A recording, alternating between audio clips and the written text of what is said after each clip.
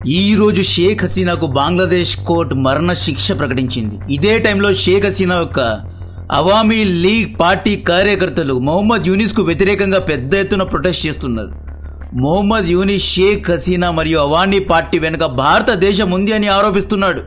షేక్ హసీనాకు భారత్ ఆశ్రయం ఇచ్చింది, మన రా బంగ్లాదేశ్లో అల్లర్లు చేయిస్తోంది అని రా కుమారులపైన ఆరోపణలు చేస్తున్నాడు. ఇండియన్ మీడియాను బ్యాన్ చేశాడు. భారతదేశం మొహమ్మద్ యూనిస్ పై చాలా కోపంగా ప్రస్తుతం ఉంది. ఢిల్లీ దాడి జరిగిన తర్వాత ఎందుకని ఆపరేషన్ సింధూర్ను కంటిన్యూ చేయలేదు అని చాలా మంది అడిగారు. దీనికి సమాధానం ఆధారాలను పోగు చేస్తున్నారు. ఈసారి డైరెక్ట్ గా పాకిస్తాన్ సాయిల్ నుండి దీని యొక్క ప్లానింగ్ జరగలేదు, ప్రాక్సీల ద్వారా దాడి చేశారు. Delhi blast has been planned with proxy country. Pakistan కు ప్రాక్సీ దేశం ప్రస్తుతం బంగ్లాదేశ్. ఢిల్లీ బ్లాస్ట్ వెనుక బంగ్లాదేశీ లింక్స్ ఉన్నాయి అనే వార్తలు వస్తున్నాయి. ముఖ్యంగా మొహమ్మద్ యూనిస్ సపోర్ట్ చేసే ఉగ్రవాద సంస్థ ద్వారా ఢిల్లీ బ్లాస్ట్ జరిగింది అనే లింక్స్ బయటకు వస్తున్నాయి. మొహమ్మద్ యూనిస్ ను గెంటేయడానికి భారతదేశం డెఫినెట్ గా అన్ని ఆప్షన్స్ ను ఓపెన్ చేసుకుంది. చైన్ ఆఫ్ ఈవెంట్స్ ను స్టెప్ బై స్టెప్ ఎక్స్ప్లెయిన్ చేస్తా. జూలై ఆగస్టులో 2024లో షేక్ హసీనాకు వ్యతిరేకంగా స్టూడెంట్ ప్రొటెస్ట్ జరిగింది. ఈ ప్రొటెస్ట్ ను అణిచివేయడానికి షేక్ హసీనా పోలీసులను దించింది. ఆ గొడవ గురించి మనందరికీ తెలుసు. ఆగస్టు 5 రోజు షేక్ హసీనా బంగ్లాదేశ్ ను వదిలి భారతదేశానికి వచ్చేసింది. ఈ రోజు బంగ్లాదేశ్ కోర్టు ఏమంటోంది అంటే షేక్ హసీనా 800 మంది స్టూడెంట్స్ యొక్క ప్రాణాలు తీసింది, ప్రజా ఉద్యమాన్ని అణిచివేసింది, స్టూడెంట్స్ పై bullets, tear gas, helicopters, drones ను ప్రయోగించింది.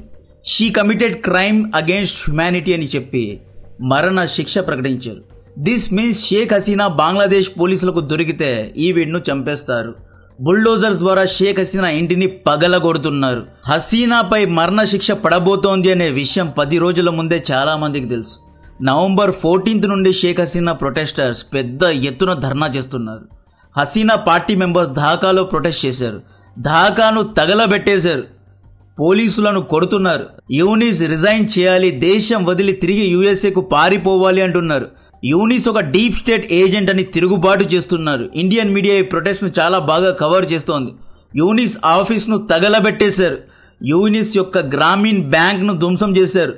అవామీ లీగ్ పై యూనిస్ విధించిన బ్యాన్ ను తొలగించాలి, షేక్ హసీనాపై అన్ని కేసెస్ ను కొట్టేయాలి, ఎన్నికలను తిరిగి నిర్వహించాలి, ఈ వ్యక్తి దేశం వదిలి వెళ్లిపోవాలి అంటున్నారు.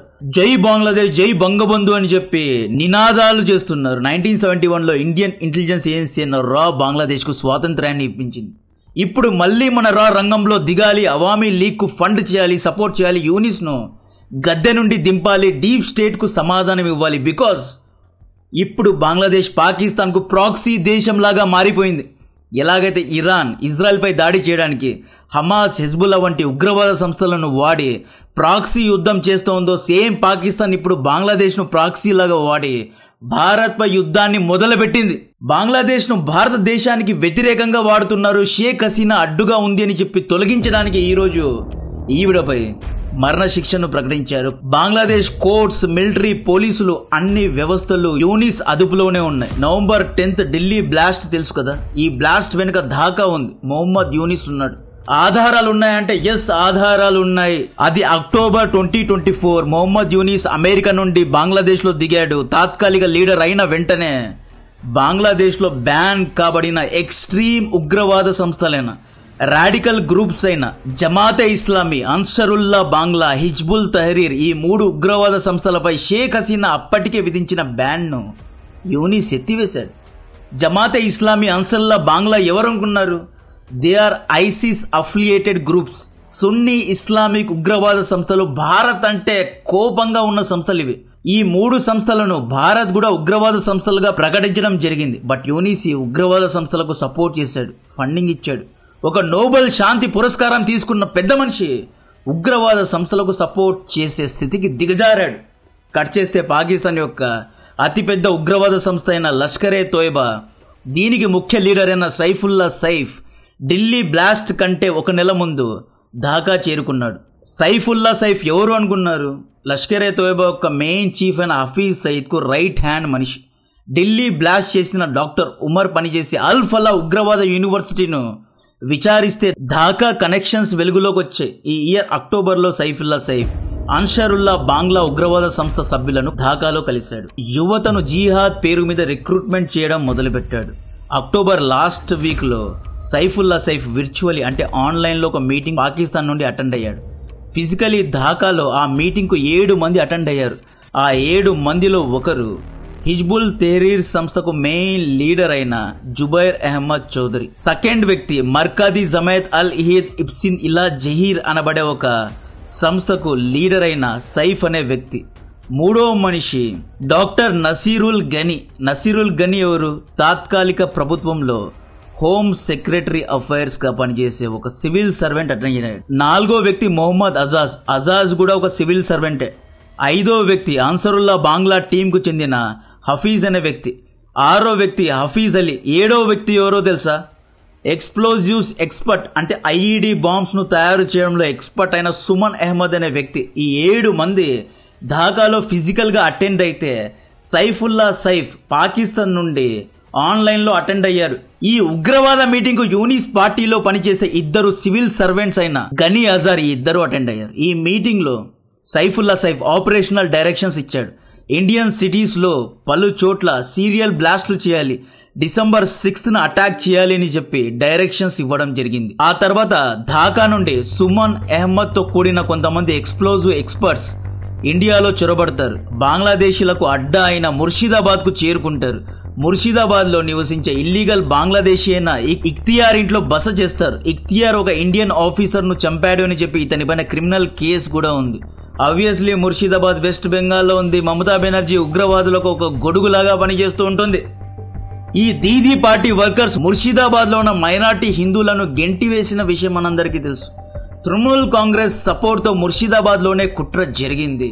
ఢిల్లీ బ్లాస్ట్ జరగడానికి 10 రోజుల ముందు సైఫుల్లా సైఫ్ పాకిస్తాన్ యొక్క తమివాలి ఏరియాలో ఒక స్పీచ్ ఇచ్చాడు. ఆ స్పీచ్ లో ఏమంటాడు అంటే, ప్రజలారా మీరేమనుకుంటున్నారు, ఆపరేషన్ సింధూర్ లో మా యొక్క హెడ్ క్వార్టర్స్ ను ఇండియన్ ఎయిర్ ఫోర్స్ లేపేసింది, మేమేమీ చేయడం లేదు, ఖాళీగా కూర్చున్నాము అనుకున్నారా? హఫీజ్ సయీద్ అంటే జైషే మొహమ్మద్ యొక్క లీడర్ హఫీజ్ సయీద్ సైలెంట్ గా కూర్చున్నాడు అనుకున్నారా?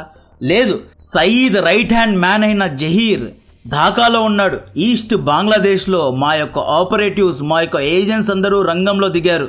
బంగ్లాదేశ్ నుండి మేము ఉగ్రవాదం చేయడానికి సిద్ధంగా ఉన్నాం. అమెరికా ఈసారి మా వైపు ఉంది, ఎలాగైనా భారత్ పై ప్రతీకారం తీర్చుకుంటాము అని చెప్పి చాలా అగ్రెసివ్ గా స్పీచ్ ఇచ్చాడు.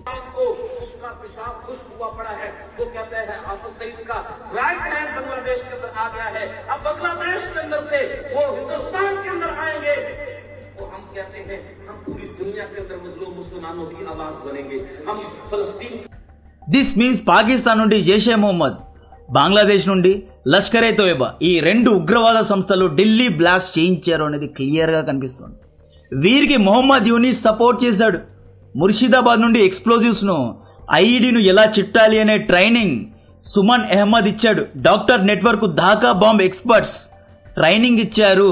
ఒకసారి యూనిస్ ఏమన్నాడు అంటే, Dhaka won't be used for terrorism in India అన్నాడు. ఢాకా నుండి భారత్ పై ఉగ్రవాదం జరగదు అన్న వ్యక్తి ఉగ్రవాదులకు సపోర్ట్ చేశాడు. మరిన్ని ప్రూఫ్స్ ను పోగు చేసి భారతదేశం తూర్పు వైపున తిరగనుంది. బంగ్లాదేశ్ లో అతి పెద్ద యుద్ధాన్ని మొదలు పెట్టనుంది. ఆపరేషన్ యూనిస్ కు రంగం సిద్ధమైంది. యూనిస్ ను దేశం నుండి గెంటేయడానికి ప్లానింగ్ జరుగుతోంది. అవామీ లీగ్ కార్యకర్తలకు ఇంకా సపోర్ట్ చేయాలి, డబ్బులు ఇవ్వాలి. డబ్బులు ఇచ్చి ప్రొటెస్టులు చేయించి, తిరుగుబాట్లు చేయించి, తగలబెట్టేసి యూనిస్ ను గెంటేయాలి. బికాజ్ యూనిస్ వెనక డీప్ స్టేట్ ఉంది, లిబరల్ పార్టీ నాయకులు ఉన్నారు, అమెరికా ఉంది, సిఐఏ ఉంది, పాకిస్తాన్ ఉంది, లష్కరే తైబా, హఫీజ్ సయీద్, చాలా మంది యూనిస్ కు సపోర్ట్ గా ఉన్నారు. యూనిస్ ను గద్దె నుండి దింపాలి అంటే బంగ్లాదేశీ ప్రజలే చేయగలరు, అవామీ లీగ్ పార్టీనే చేయగలదు. బికాజ్ షేక్ హసీనాకు మరణ శిక్ష పడింది. షేక్ హసీనా ఇంటిని కూలగొట్టారు. షేక్ హసీనా సింపతిని వాడుకుని ప్రజల్ని సంఘటితం చేసి యూనిస్ కు వ్యతిరేకంగా చాలా పెద్ద ప్రొటెస్ట్ జరగాలి. ఇండియన్ మీడియా దీనికి సపోర్ట్ చేయాలి. అప్పట్లో షేక్ హసీనాకు వ్యతిరేకంగా ప్రొటెస్ట్ జరిగితే చాలా మంది ఇండియన్ పెద్ద పెద్ద యూట్యూబర్స్ షేక్ హసీనాను దయ్యంలాగా చూపించారు. షేక్ హసీనాకు వ్యతిరేకంగా ఎన్నో వీడియోస్ చేశాడు కదా, ఇప్పుడు ఎందుకు ఎవరూ చేయడం లేదు? యూనిస్ ఇప్పుడు ఇదే కదా చేస్తున్నాడు. యూనిస్ బంగ్లాదేశ్ ను సంక నాకించేసింది. బంగ్లాదేశ్ యొక్క ఆర్థిక వ్యవస్థ పడిపోయింది. ఇంతవరకు ఎలక్షన్స్ ను నిర్వహించలేదు. బంగ్లాదేశ్ లో అమెరికన్ ఆర్మీను రంగంలో దింపాడు. బంగ్లాదేశ్ యొక్క ఉగ్రవాద సంస్థలను బ్యాన్ నుండి ఎత్తివేశాడు. అన్సరుల్లా బాంగ్లా, జమాతే ఇస్లామీ వీళ్ళందరూ ఎవరనుకున్నారు? నార్త్ ఈస్ట్ రాష్ట్రాలను బంగ్లాదేశ్ లో కలుపుకోవాలి అని చెప్పి జిహాద్ చేస్తున్న వ్యక్తులు. వీళ్ళ యొక్క ఫైనల్ ఎయిమ్ ఏంటి అంటే బంగ్లాదేశ్ లో షరియా చట్టాలను తీసుకురావాలి అని. ఆ తర్వాత వీళ్ళు నార్త్ ఈస్ట్ లో షరియా చట్టాన్ని తీసుకొస్తారు, ఇండియాలో షరియా చట్టాన్ని తీసుకొస్తారు, ఆ తర్వాత గ్లోబల్ లెవెల్లో జిహాద్ చేస్తారు. ప్రపంచ వ్యాప్తంగా షరియా చట్టాన్ని తీసుకురావడానికి ప్రయత్నించే వ్యక్తులు వీళ్ళందరూ.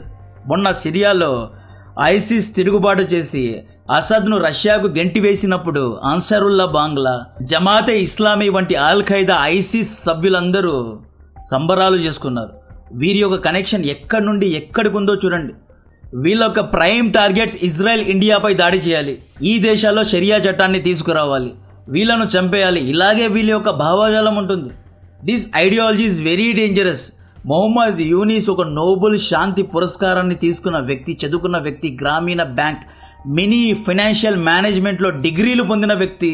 ఇలాంటి వ్యక్తి అన్సరుల్లా బాంగ్లా వంటి ఉగ్రవాద సంస్థలకు సపోర్ట్ చేయడానికి కారణం ఏంటి అంటే యూనిస్కు కార్యకర్తలు కావాలి. యూనిస్ కంటూ ఒక ఇమేజ్ లేదు. షేక్ హసీనా లాగా యూనిస్కు ఫాలోవర్స్ లేరు. సో యూనిస్ కోసం ఫైట్ చేయడానికే ఉగ్రవాద సంస్థలు పనిచేస్తున్నారు అన్నమాట. ఆపరేషన్ యూనిస్ ను మొదలుపెట్టే సమయం వచ్చేసింది. షేక్ హసీనాకు ఎంత సపోర్ట్ చేస్తారో చేయండి. షేక్ హసీనా బంగ్లాదేశ్కు మళ్ళీ ప్రధాని అవ్వాలి. నా కంటెంట్ నచ్చితే వీడియోను లైక్ చేయండి, ఛానల్ను సబ్స్క్రైబ్ చేసి అందరికీ షేర్ చేయండి. జై హింద్.